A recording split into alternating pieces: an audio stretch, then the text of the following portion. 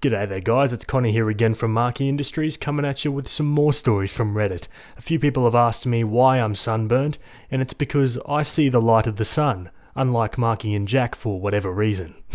Anyway, let's get straight into it. Alrighty folks, we're on relationship advice. This one was written by a throwaway account, and it's titled, I found out my fiance's dad died last month. No one told us, and she missed the funeral. Hi, I don't even really know how to start this or what I'm asking exactly. I guess I just want to understand what happened and maybe get some advice on how to help my fiancé deal with this, because it's a lot. And I think she's starting to blame herself, which she really shouldn't. So I proposed to my fiancé back in March. Her dad was the only person I talked to beforehand. I asked for his blessing and he was super kind about it. I only met him a couple times before that, but we had a good conversation and I could tell he really loved her. The thing is, I only met his wife, her stepmom, once, that same day. It was brief and polite, but that's it. Everything else about our engagement planning and updates were through her dad. Her dad has another kid with the stepmom, a teenage son, 17. My fiancée always kinda kept some distance from that part of her dad's life. It wasn't like she hated them or anything, just they weren't close. Her dad would check in, sometimes visit her on his own, but it always kinda felt like he had two separate families. I never really thought too hard about it, it just was what it was. Then, in April, while we were starting to figure out the engagement party and save the dates and all of that, he passed away. We didn't even know, we didn't hear anything from anyone. No call, no text, not even a weird silence, nothing. We only found out this week because one of her cousins posted something online about missing him after the funeral, and my fiancé texted them like, "What do you mean, the funeral?" And they were like, "Everyone was surprised you didn't show." She just shut down. I think she's still in shock. Her dad is gone. She didn't get to say goodbye. She didn't even get told he was dead. The funeral already happened. She missed it, and no one told her. Not her stepmom, not even her own brother, not anyone. And what makes it worse is, now that she's tried to reach out to people, cousins, her aunt, even her dad's friend, she keeps getting these weird half responses that make her feel like she should have known or been there. Like they're judging her for not showing up, when nobody invited her in the first place. She keeps asking me if she did something wrong. She's wondering if her dad was mad at her. I do think he was happy for us, but now I don't even know it's true anymore. I guess I just don't understand how something like this happens. I know grief makes people act strange, and there might be stuff we don't know. I don't want to assume the worst about her stepmom. Maybe she was overwhelmed, or didn't have our contact info, though I feel like she must have had some way to reach out. But I also don't want to make excuses for someone who let my fiancé find out her dad died a month later from a Facebook post. It's starting to feel uncomfortably close to full-on evil stepmom territory, and I hate even thinking that, but this just feels so cold. She's devastated, and I don't know what I'm supposed to say or do. I can't fix it. She keeps saying she can't believe she wasn't there, that she wasn't even given the chance. And I'm angry too, but mostly I just feel helpless and sad for her. I guess what I'm really asking is, how do I help my fiancé grieve someone she didn't even get the chance to say goodbye to? She keeps wondering if her dad was upset with her, or if she missed some sign, and now the way her family's reacting is only making her feel worse. I want to support her without making her feel like she has to perform grief on anyone else's timeline, or carry blame for something that was never her fault. Wow, that is absolutely tragic. I mean, I can't imagine how that must feel. But like Opie said, there's gotta be something we don't know, right? Why would you keep this from someone's daughter? There's gotta be serious beef. Opie gives a mini update a few hours later, saying, I found where her dad is buried and got contact info for who I think is her half-brother. When I showed her the profile to confirm, she shut down and panicked, but I did confirm for me that it's definitely him. She doesn't want to reach out right now, but I might. Now for the comments. There is a chance she wasn't informed because of something the stepmom wanted that wasn't left to her or over the division of assets. Check into his will and see, because apart from just being a sack of crap, that's the only reason I can think of for doing this to her. This whole thing is absolutely weird. For me, it seems as if the stepmother has somehow spoken against your fiancé to her relatives. Not one of them thought to call her when they saw she wasn't there. There is, of course, very little information in your post about how your fiancé dealt with her stepmother and half-brother when her dad was still alive, about why there was so little contact between them. Maybe the stepmother felt that your fiancé rejected her and her place in her dad's life, or she was the one to drive your fiancé out. We can't tell by your account. What seems to be clear, though, is that she and her father were, if not close, on very good terms. You don't say anything about cause of death, but I guess it was sudden, so he himself wasn't able to alert his daughter to his condition. The stepmother's duty was to tell her about it and to invite her to the funeral, even if their relationship was non-existent or even bad. It would have been the right thing to do. I think it would be good for your fiancé to try to speak to her stepmother and find out what was at the bottom of this. Even if the only result is that she finds out that stepmother hates her guts, it would at least answer the question why. OP, get in touch with a lawyer. Also, talk with a forensic accountant, both immediately. There's a big reason nobody told you, and especially her. Her brother, her stepmom, nobody. Not one person stepped up. You and her need to act immediately, if you have not started already. Okay, now for an update. We finally found out where her dad was buried, and I managed to get in touch with her half-brother.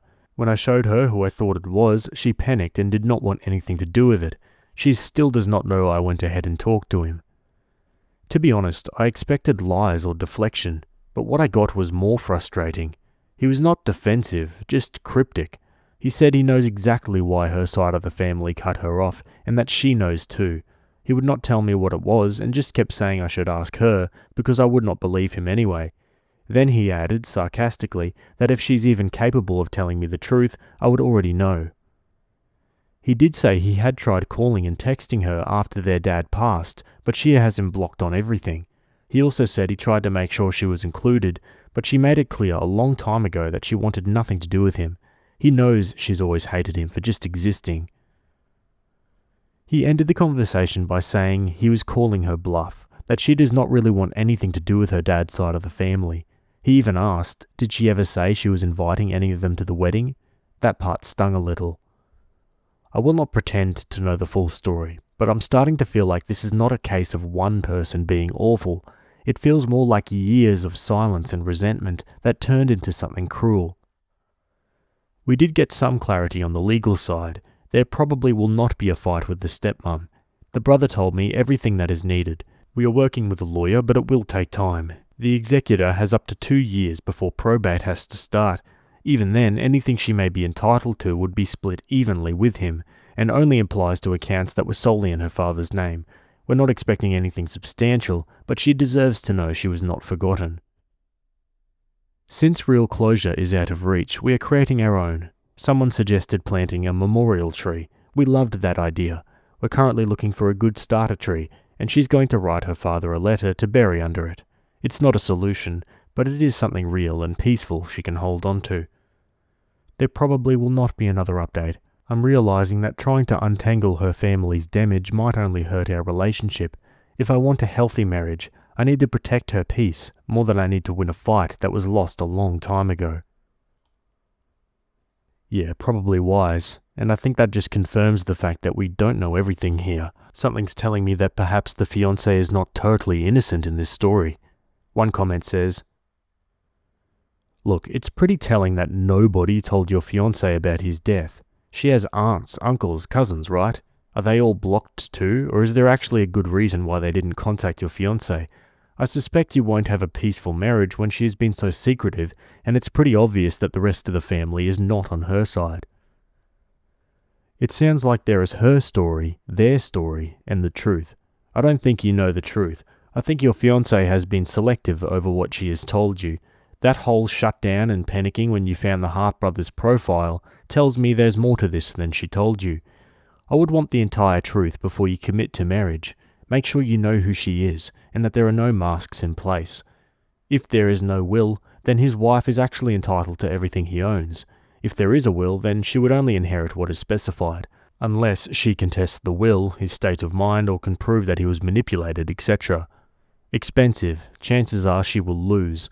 Why a memorial if she was cut off by her father, or if she cut her father off?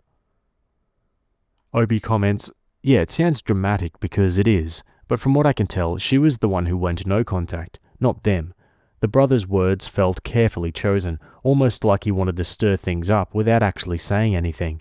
That whole "she knows why" line just adds fuel without giving clarity. I get how it all looks, but right now, my priority is supporting her while she grieves. When she's ready to talk, I'll be ready to listen. And now for a final update, what really happened. I've taken time to process everything before writing this because I wanted to be clear-headed and fair. This isn't just about a relationship ending, it's about recognizing how far I'd strayed from myself and what I allowed in the name of love, patience, and hope. After the engagement ended, she moved in with a friend from work, but by then, things have already been unraveling for a while. I had believed I was being supportive and compassionate, giving her time to grieve and space to share on her own terms, but the truth was, I was being emotionally manipulated. She pretended to want to reconcile with her brother after hearing about her father's death. At the time, it felt like a breakthrough. I thought she was softening, maybe healing, but that was just a performance to win sympathy and deflect hard questions. The more I learned, the clearer it became that she had no real interest in reconnecting, only in looking like the victim. What's hard to admit is how many times she manipulated me subtly, shaping narratives and using silence or emotional withdrawal to make me prioritize her, even over lifelong friends and family. I now see how isolated I became. One friend I reconnected with after everything joked, "You didn't date her, you ran her PR campaign." It hit harder than I expected because in some ways it felt true. There were moments where I wasn't just supporting her, I was constantly explaining basic respect, empathy, and how to show up in a relationship. It started to feel less like a partnership and more like I was trying to teach someone how to be a decent person. That kind of emotional labor takes a toll, and looking back, I can see how much of myself I lost in the process. I had reached out to her brother initially to confront him, but his response was surprisingly calm and cryptic even. After the breakup, I spoke to him again, and this time he told me the truth. The family had cut her off because of repeated abusive outbursts, not just towards her father, but also toward her stepmother and brother. He said I wouldn't have seen it because she saved that side of herself for them. He even brought her father's old phone. The texts between her and her dad were awful, cruel, manipulative, and downright abusive. Honestly, I don't even know how or why her dad stayed in contact with her after receiving the things she wrote. If my own child ever said those things to me, I would have cried and cut contact. No parent deserves that level of cruelty. After her father passed, she started lashing out at me too. That's when the pattern revealed itself. Ironically, she didn't even mind that I spoke to her brother until she found out I helped him with a scholarship site. And help is a stretch. I mentioned the Common app, something I always bring up when college comes up in conversation. It's not some special effort. I've told my own cousins the same thing. It's a single application site that makes you sound like you know your stuff and gets kids on track fast. If they apply through it, they're pretty much guaranteed to get into somewhere. She knew this. She'd seen me do it with my family. But this time, she twisted it into a betrayal, like I'd committed some criminal offense. She realized I'd spoken to her brother because I showed her a Reddit post to help her understand where I was coming from. That's when everything shifted. Even then, I didn't end things immediately. I asked if we could slow down and delay the wedding. Instead of meeting me with honesty or reflection, she shut down and turned hostile. Maybe it was her way of pushing me away, but if so, it worked. After the breakup, she kept reaching out, apologizing, saying she'd get help. But I'd already asked her to consider therapy earlier in our relationship, and she refused every time. Now that everything has come to light, I can't see myself marrying her, much less raising a child with someone who hides so much, lashes out when cornered, and only offers change when everything is already broken. My family has been nothing but supportive through all of this. My sister is even staying with me right now. She joked that it's for my protection, but honestly, it just feels good to have family around again. For the first time in a while, I feel like myself. So that's it. No more what-ifs or excuses, just the truth, and a fresh start. There won't be any more updates, as this account serves no purpose anymore. Alrighty folks, and that's the end of that story. Geez, what a strange kind of, narrative all around, from all sides. Even OP seemed semi-coherent at times, but maybe that's just a product of being messed around in all of this. What do you guys think? Let me know in the comments below. Otherwise, leaving that story there and moving on to another one. Okay, for this next one, we're over on Off My Chest. This one was written by user Purple Fur Socks, and it's titled, I've been lying to my family for 25 years. I guess it's time for me to come clean, not because I feel too bad for what I've been doing, but because it's possible my eldest son is onto me. I have 3 kids and a wonderful wife. For more than 25 years, our family has loved doing puzzles together. Since we started, I've done something that may seem unsavory to people that don't understand the joy of putting in that final piece. To ensure it was always me, whenever we start a new puzzle, I take one of the pieces and hide it in a green sock that's at the bottom of my dresser. Whenever we get to the very end, we all, once again, lost a piece. We all search frantically until I'm the hero who finds it. Well, this past Sunday we got to completion once again, only this time there are 2 pieces missing. We begin searching. It may be my imagination, but my eldest son gave me a look. It was a half smirk. I think he's onto me. Derek, if you're reading this, I have more patience than you do. I'll hold my peace forever if I need to. Find yours first, and let's end this madness. Hahaha, oh my god, not where I thought this was going based on the title, but hey, that's not a bad thing. Opie might be underestimating his son's willpower here, that's for sure. Let's go to the comments. I don't know, I'm rooting for Derek. The student has to surpass the master at some point. Far out, I'm absolutely pissing myself laughing. Lied for 25 years? I'm waiting for some horrific situation. You better hope he hasn't been spying on your hiding spot. As a dad, I can relate to this, sir. Hold your ground. Don't let them win. You had me in the first half, not gonna lie. The battle of wills has begun. Opie says he doesn't know what he's up against. Maybe it's you who don't know who you're up against. You never think that day is here. I know it's coming, though. Okay, Opie edits. A fellow Reddit user PM'd me an incredible idea. I'm going to try and contact the manufacturer and order his missing piece. I'm going to find it when it arrives, then find mine immediately after. I almost feel bad when I consider how truly confused he will be. Thank you. I don't think he's found this thread yet because he hasn't approached me about it, so this could still work. I'm so excited. This will go down in family history. Checkmate. Okay, now for an update the following day. Well, folks, I've been duped. I got up this morning, went into the kitchen to get some coffee, and as I walked past the puzzle, I noticed that it had been completed, all pieces accounted for. I calmly and politely knocked on Derek's door and asked him about it. He denied knowing anything about it, like super convincing. I went down back to my bedroom, confused as ever, and just sat in bed with a blank stare. My wife asked me what's wrong, and I told her that the puzzle was completed, and I have no idea how it got done. She literally started laughing like a damn hyena. Quote, I've always known about your dumb green sock. I'm in shock. I'm numb, like a damn gut punch. So as it turns out, she's known what I've been doing for at least 10 years. She said she loved watching me walk around thinking I was some criminal mastermind tricking everyone, and that's why she never said anything. She wanted me to have my win, while she secretly laughed and had her own fun in secret. I don't even know what to say. I'm just processing everything. I cannot believe she's had this over me for so long, and I literally had no idea. She noticed a decade ago that I had just one green sock, since I lost its pair forever ago, and immediately knew something was up with it since I refused to throw it away. I guess that makes sense. I'm an idiot. I've come to the realization that she's actually the master here. It's her house, and I should be thankful she lets me live in it. At least she promised not to tell the kids. Haha, talk about a plot twist. Yeah, if there's one thing I've learned, the lady of the house always knows everything that's going on under the roof. Let's read some final comments.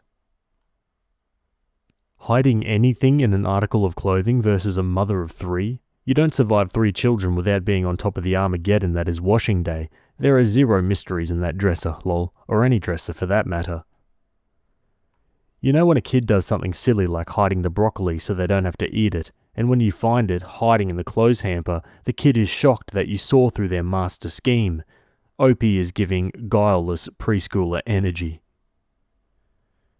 This is such perfect oblivious husband crap right here. Like, as one myself, I know I'll never be able to pull one over on my wife. Too smart for me.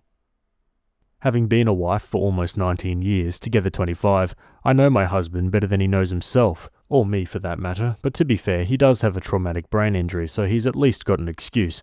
It's gotten to the point that I remind him about his own memories and little hints that sends him down a trip through memory lane like he came up with the memories himself. He reminds me of a kid having a friend visit and bringing out all the action figures to show off. So cute. Doesn't matter how many times I've heard the stories, he gets full on glittery eyes of excitement. Ah, that's lovely, and a great story to end up on today. As always guys, I'd love to hear your thoughts in the comments, and maybe you got a similar story you'd like to share. Otherwise, that's it from me today. Hope you guys enjoyed those stories, thanks for making it to the end, and I'll see you all in the next video. Have a good day. Cheers.